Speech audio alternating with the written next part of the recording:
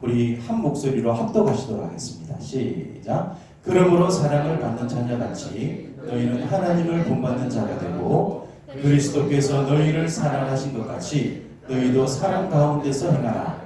그는 우리를 위하여 자신을 버리사 향기로운 제물과 희생 제물로 하나님께 드리셨느니라. 아멘. 작성하시겠습니다.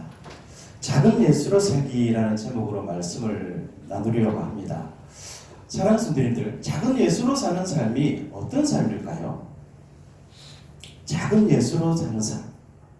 여러분 생각할 때는 어떤 삶이 우리 모습 속에 예수님을 나타내는 삶일까요? 한번 생각해 보신 적 있습니까? 오늘 본문에는 이렇게 말씀을 합니다. 사랑 가운데 행하는 삶. 작은 예수로 살기를 원한다고 하면 사랑 가운데 행해야 된다라고 말씀을 합니다. 우리 오늘 본문에 보면 이렇게 말씀하고 있죠. 그러므로 사랑을 받는 자녀같이 너희는 하나님을 본받는 자가 되고 그리스도께서 너희를 사랑하신 것 같이 너희도 사랑 가운데서 행하라. 그러니까 하나님을 본받는 자가 되고 사랑 가운데서 행하라 이 말씀이거든요. 그러니까 이 말씀을 요약하면 이렇습니다. 사랑 가운데서 행하되 특히 하나님의 사랑을 본받은 그 사랑 가운데 행해야 된다라는 말씀이죠. 그래야 작은 예수로 살 수가 있다는 말씀입니다. 이 본받는 자라는 단어를 찾아보니까 미메타이라는 단어로 되어 있었습니다. 이걸 찾아보니까 따라하다, 모방하다, 흉내하다라는 그런 뜻입니다. 따라하다, 모방하다, 흉내하다. 그러니까 우리가 작은 예수로 살기를 원한다고 하면은 하나님을 따라하고 그 하나님의 사랑을 모방하고 흉내내는 삶을 살아야 된다는 말씀이죠. 제가 안양에서 사역을 할 때 운동장에 전도회를 간 적이 있습니다. 갔더니 6살짜리 아이가 남자아이 여자아이가 있었어요. 근데 이 아이들이 소꿉장난을 하고 있는 겁니다. 그래서 좀 지켜봤습니다. 근데 이 남자아이가 이렇게 이야기합니다. 너 엄마 해? 나 아빠 할게. 이러면서 이제 아빠 엄마 놀이를 하는 거예요.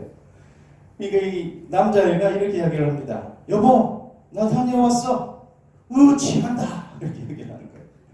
그러니까 이 여자아이가 뭐라고 이야기를 하냐면 여보 오늘도 술 마시고 왔어요? 아이고 이놈의 외수덩어리 내가 못 살아 이렇게 이야기를 하는 겁니다. 얼마나 연기를 잘하는지 그냥 TV 드라마를 보는 줄 알았습니다. 이 아이들은 누구를 따라한 걸까요? 부모님을 따라한 거겠죠. 우리는요 비메타이 세상을 따라하고 모방하는 사람이 아니라 하나님을 따라하고 모방하고 흉내내는 삶을 살아야 됩니다. 그 사랑이 내 삶 가운데 고백되어져서 그 삶 자체가 나의 삶이 되는 것이 작은 예수로 사는 방법입니다. 오늘 말씀을 통해서 작은 예수들이 되시기를 축복합니다. 아멘. 그러려면요 먼저 하나님의 사랑을 받아야 됩니다. 그 크신 하나님의 사랑을 받아야 된다는 사실입니다.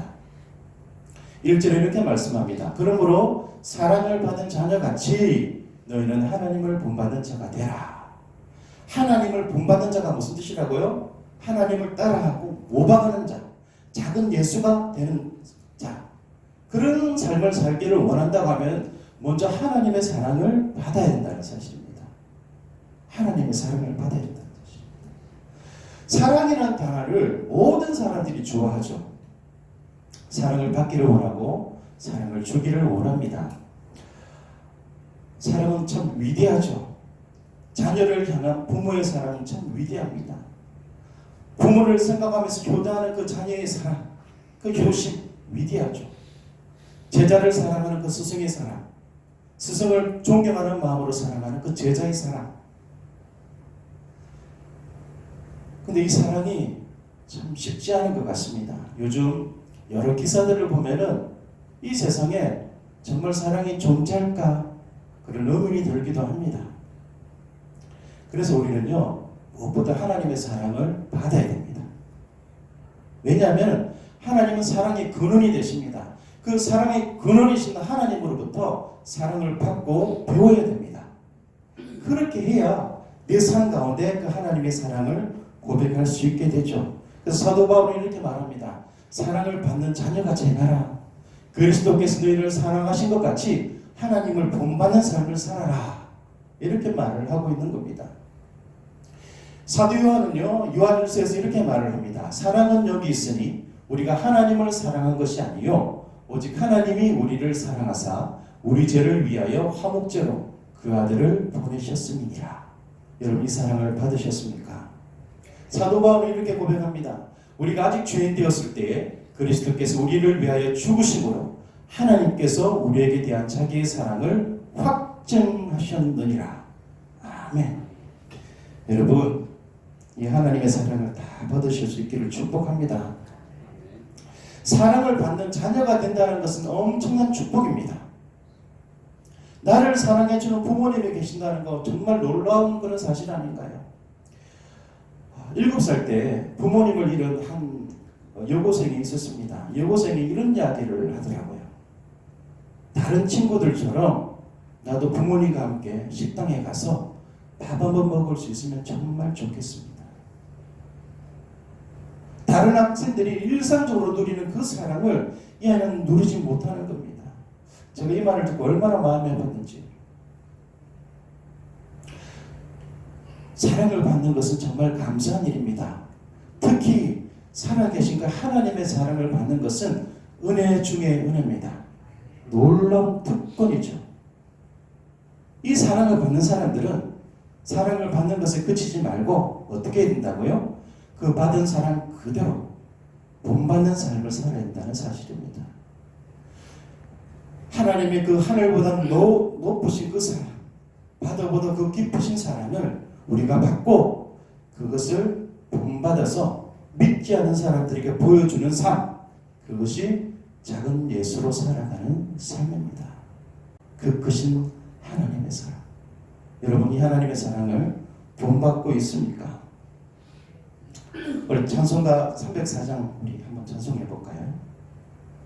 그 크신 하나님의 사랑 말로 다 영 못하네. 저 높고 높은 별을 넘어 이 낮고 낮은 땅 위에 죄범한 영혼 구하려 그 아들 보내사 화목제물 삼으시고 죄 용서하셨네. 하나님 크신 사랑은 증량다 못하네.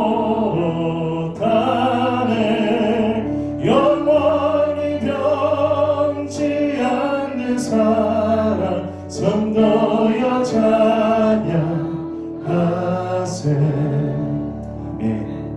영원히 변치 않는 그 하나님의 사랑을 받으시고 따라하시고 모방하셔서 작은 예수로 사실 수 있기를 축복합니다.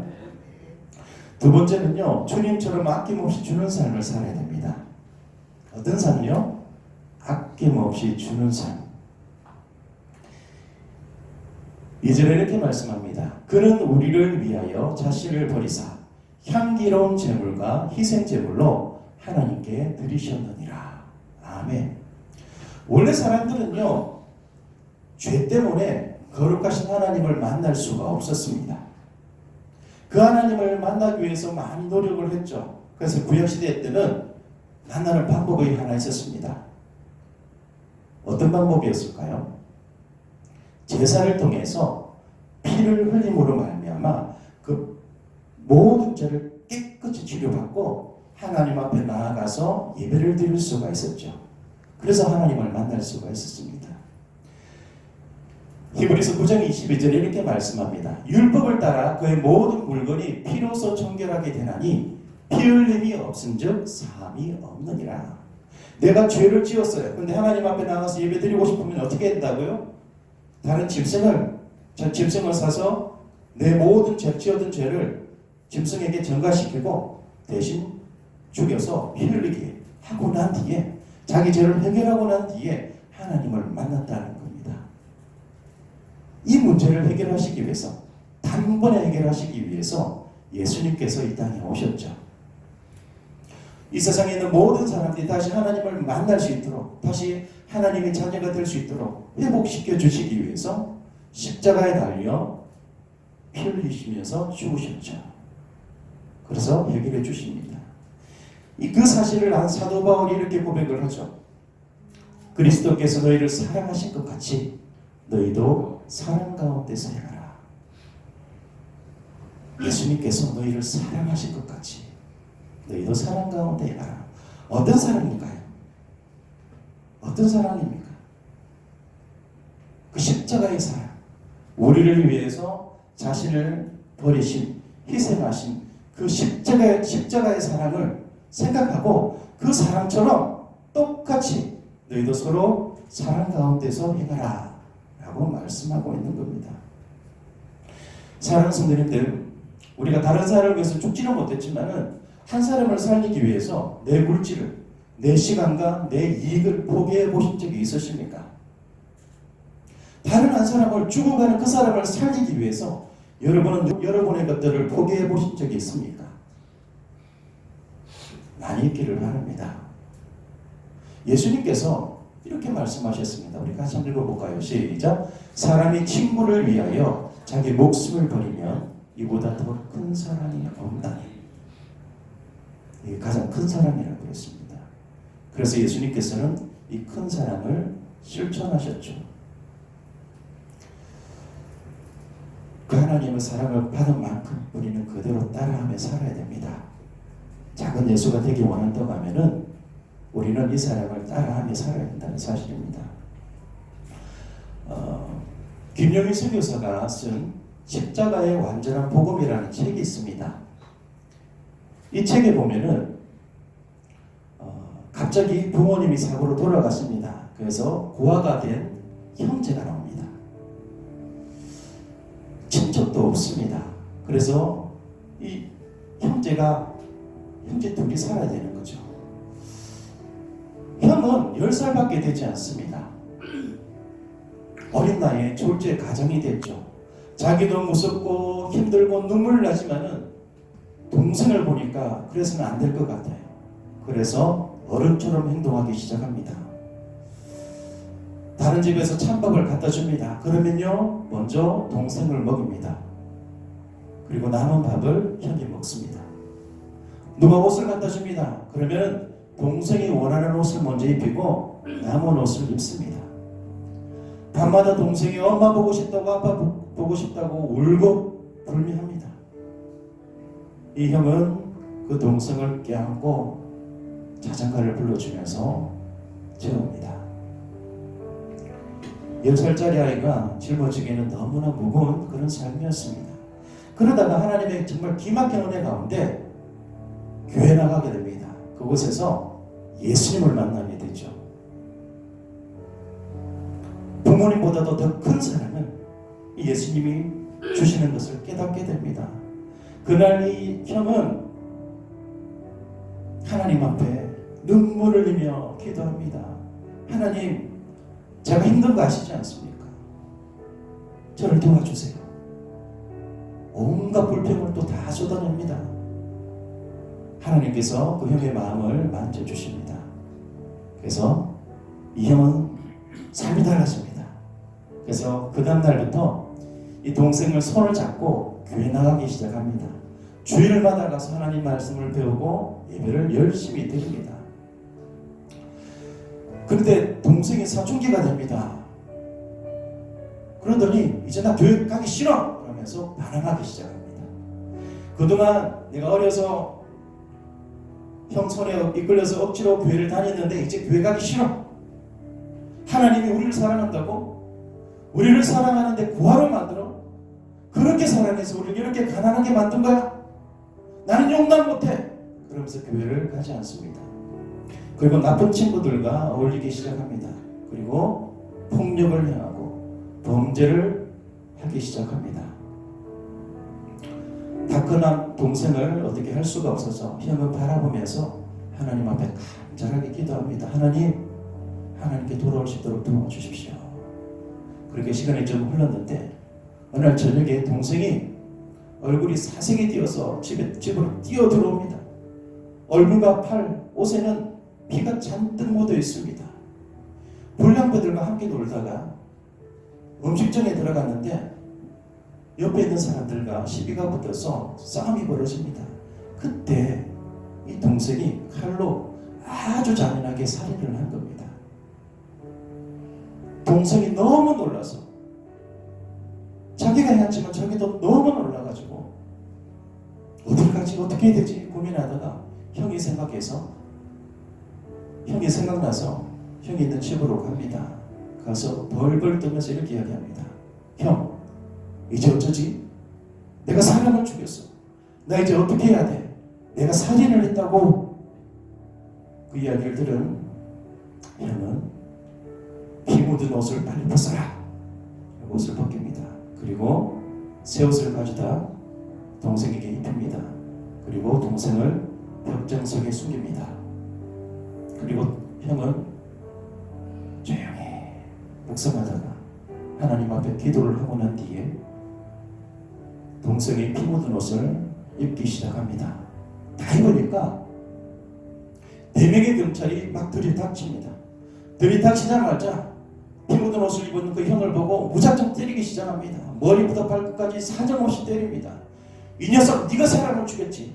이 옷이 증거야. 얼마나 맞았든지 형은 정신을 잃게 됩니다. 워낙 잔인한 사건이었기 때문에 여론은 사형시켜야 한다라고 이렇게 막대를 끌습니다. 이 형이 지조를 받습니다. 그런데 모든 질문에 같은 대답을 합니다. 너 그때 누구랑 같이 있었어? 예, 저는 이 죄에 대한 벌을 받아야 마땅합니다. 왜 죽였어? 예, 제가 이 죄에 대한 벌을 받겠습니다. 이거 진짜 네가 한 짓 맞아? 예, 제가 이 죄에 대한 벌을 받겠습니다. 순순히 자백한 형에게 결국 사형 선고가 떨어집니다. 그래서 그 형은 동생 옷을 입고 교도소로 갑니다. 교도소 생활을 하는데 그 교도소에 있는 사람들이 수근수근거리기 시작합니다. 아무리 봐도 저 사람은 1급 흉악범 같지 않아. 저 사람이 사람을 죽였다고? 절대 그럴 수 없어. 매일 기도하고 매일 찬송하고 심지어 욕 한 번 하지 않는 저 사람이 어떻게 사람을 죽여? 뭔가 잘못됐을 것이야 라고 사람들이 수근수근거리기 시작합니다. 점점 생날짜가 다가옵니다. 그때 이 형은 사형 집행 전에 교도소장에게 명담을 신청을 합니다. 이 교도소장은 이제 얼마 남지 않아서 죽을 사람 소원을 들어준다는 거 생각하고 만나줍니다. 형이 이렇게 얘기합니다. 교도소장이 이렇게 얘기를 하죠. 부탁할 거라도 있는가? 예, 저 편지 한 통만 쓰게 해주십시오. 그래서 교도소장은 편지지와 봉투를 갖다 줍니다. 형은 짧게 편지를 씁니다. 그리고 불을 붙이고 또 이렇게 이야기를 합니다. 소장님, 저는 하나님을 경외하는 사람입니다. 이제 곧 죽을 사형수의 부탁을 좀 더 들어주실 수 있겠습니까? 한번 말해보게. 들어본 뒤에 결정하겠네. 먼저 이 편지를 아무도 보지 못하게 해주시기를 바랍니다. 그 소장은 불 붙인 그 편지 봉투에 자기 도장을 찍어서 봉인을 합니다. 부탁이 하나 더 있습니다. 제가 죽고 나면 이 봉투에 적힌 주소로 편지를 보내주십시오. 그래, 그렇게 하겠네. 그리고 다시 돌아갑니다. 그리고 이틀 뒤에 이 형은 동생 대신 사형을 받게 됩니다. 근데 교도소장이 사형받는 그 형을 보고 마음이 너무 찝찝합니다. 왜 이러지? 대체 내가 왜 이러지? 지금까지 정말 많은 사형 집행을 봐왔는데 왜 유독 그 죄수에 대해서는 이렇게 찜찜하고 불편한 느낌이 드는 걸까? 그러다가 형이 남긴 편지가 생각이 납니다. 그래서 부하 직원에게 봉투에 적힌 주소로 편지를 전달케 합니다. 이 부하 직원이 그 집을 찾아갑니다. 찾아갔는데 흉과가 있는 겁니다. 얼마나 사람이 안 살았는지 흉과가 된 겁니다. 그래도 혹시나 몰라 싶어서 초인종을 눌립니다. 문을 두드립니다. 아무 인기척이 없습니다. 그 스산한 기운이 들어서 그냥 돌아가려고 하는데 그 안쪽에서 문이 삐그덕하고 열리더니 한 사람이 나옵니다. 마치 귀신 같은 그런 한 사람, 동생이었습니다. 이 동생은 자기를 체포하러 온 사람인 줄 알고 갈등하다가 나가야 돼 말아야 돼 그냥 포기하고 나온 겁니다. 그래서 나가보니까 이 편지를 배달하러 온 사람이 놀래가지고 편지를 마당에 던지고 도망가 버린 겁니다. 이 동생은 그 사람을 보지 못하고 마당에 놓여진 편지를 보고 딱 보는데 자기 형이 보낸 편지입니다. 너무나 반가워서 편지를 읽어봅니다. 그런데 이렇게 되어 있습니다. 사랑하는 동생에게, 사랑하는 동생아, 나는 네 죄의 옷을 입고 너 대신 죽는다. 깜짝 놀란 동생은 울며 외칩니다. 안 돼! 안 돼, 형! 안 돼! 나 때문에 죽으면 안 돼! 그럴 수 없어! 그러면 안 돼! 그러면서 무작정 교도소로 뛰어가기 시작합니다. 교도소 앞에서 형의 이름을 부릅니다. 형! 안 돼! 형은 살인자가 아니잖아. 형 안 돼! 밖에서 혼스러운 소리가 들리니까 교도소장이 직원들에게 나가서 무슨 일인가 알아보게 합니다.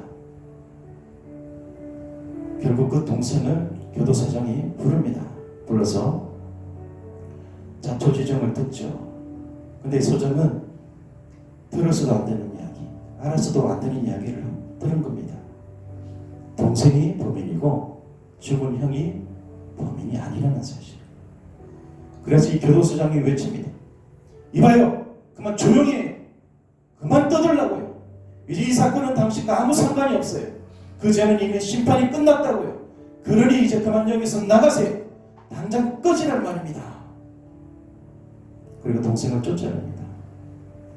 그때서야 동생은 형이 사형당한 것을 알게 됩니다.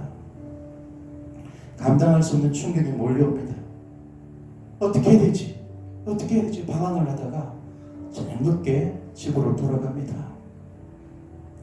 형, 나 이제 어떻게 해? 형을 다시 만나려면 어떻게 해야 돼? 그러다가 문득 이런 생각이 듭니다. 형이 믿었던 하나님의 생각이 나는 거죠. 형 손을 잡고 교회 가서 어떻게 천국 가는지 들은 기억이 납니다. 분명 형은 착해서 예수님 믿고 착한 일을 많이 해서 천국 갈 것으로 확신이 드는데 자기는 확신이 들지 않는 거예요. 그럼 어떻게 하지? 형을 만나고 싶은데, 용서를 빌고 싶은데 어떻게 해야 되지? 생각하다가 생전 처음으로 무릎을 꿇고 하나님 앞에 기도를 합니다. 형이 믿고 사랑하던 하나님, 저는 지옥에 떨어져야 할 흉악한 놈입니다. 하지만 지옥 가기 전에 딱 한 번만이라도 형을 다시 만날 수 있게 해주시면 안 될까요? 제가 천국에 갈 수 있는 자격이 전혀 없다는 건 매우 잘 압니다. 하지만 잠깐이라도 좋으니 천국에 들어가서 형을 만나게 해주세요. 아주 간절히 눈물을 흘리면서 기도합니다. 그날 밤 이 동생은 그 예수 그리스도의 십자가 은혜를 받아들입니다. 그 다음날 이 동생은 전혀 다른 사람이 됩니다. 그리고 형이 보내준 편지를 다 읽지 못했기 때문에 다시 읽어보기 위해서 편지를 꺼냅니다. 사랑하는 동생에게, 사랑하는 동생아, 나는 네 죄의 옷을 입고 너 대신 죽는다. 이제부터 넌 나의 옷을 입고 나처럼 살아다오. 형은 내 옷을 입고 나 대신 죽었어. 이제 내가 형의 옷을 입고 형처럼 살아야겠다. 그렇게 생각하고 자신이 가지고 있는, 자신이 사용했던, 자신이 입었던 모든 옷들을 다 불태웁니다. 그리고 형의 옷을 입습니다. 그리고 나서 형이 하던 모든 일들을 그대로 따라하기 시작합니다. 주일이 되면 형이 입던 옷을 입고 형이 다니던 교회 갑니다. 그리고 형이 앉았던 그 자리에 앉아서 형이 그랬던 것처럼 열심히 찬송하고 열심히 예배드립니다. 그리고 봉사도 열심히 합니다. 집에 와서도 형처럼 생활합니다. 그리고 이럴 때도 형이 입었던 낡은 운동복을 입고 정직하고 성실하게 임합니다. 그 모습을 본 주변 사람들이 이렇게 이야기합니다. 분명 동생이 맞는데 말과 행동이 형과 똑같다. 그런데 전에 함께 지냈던 불량배들이 찾아옵니다. 이 자식, 너 정말 명이 긴 놈이구나. 재수 있는 놈이다 너. 그래, 그 정도였으면 충분하지 않냐? 사람이 즐기면서 살아야지. 이제 그만 우리랑 같이 가자 라고 이야기를 합니다. 그 말을 들은 동생은 단칼에 거절하며 이렇게 외칩니다. 이 옷의 주인은 그런 짓을 한 적이 없어. 이 옷의 주인은 그런데 간 적이 없어. 이 옷의 주인은 그렇게 말한 적이 없어. 사랑하는 성도님들, 예수님 믿기 전에 입었던 그 정말 악취나는 옷들 다 벗어버리기를 바랍니다. 그리고 예수님 믿는 그 순간 예수님께서 주신 그 거룩한 옷을 입으시고 작은 예수로 살아가실 수 있기를 축복합니다. 그러려면 하나님의 사랑을 받아야 됩니다. 그 크신 하나님의 사랑을 받아야 됩니다. 그 받은 사랑 그대로 그 사랑을 따라하면서 모방하면서 살아야 됩니다. 그때 우리 모습 가운데 작은 예수가 보이기 시작할 겁니다. 우리 시간 기도합시다.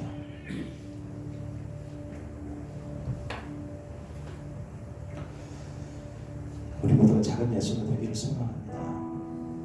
그 크신 하나님의 사랑을 묵상하시고 그 묵상하신 사랑이 우리 삶 가운데 거듭되어지기를 원합니다.